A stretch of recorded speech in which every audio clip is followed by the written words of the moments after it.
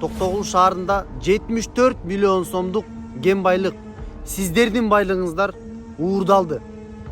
Ошонун айынан Токтогул шаарынын мурунку мэри Тойгонбаев Эркин Абасканович жоопко тартылып, жумушунан алынды.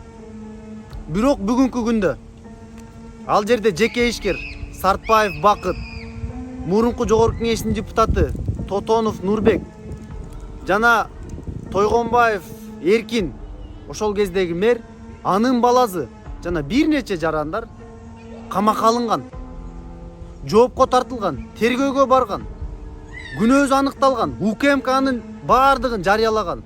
Бирок бүгүнкү күндө аппак болуп акталып кетти.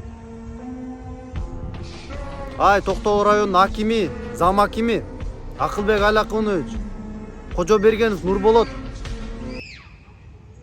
кана элдин байлыгы.